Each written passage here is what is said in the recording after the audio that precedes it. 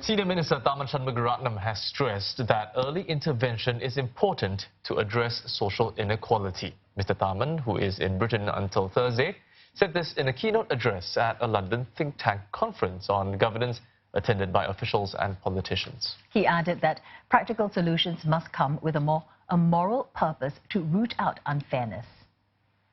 The major issues that are holding people back and leading to an uneven spread of opportunities and outcomes start early.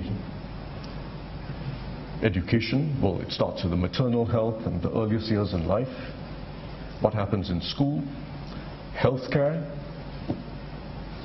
If you're a child that's obese at the age of 7, you're more or less obese for life, with a whole multitude of health problems that arise from that.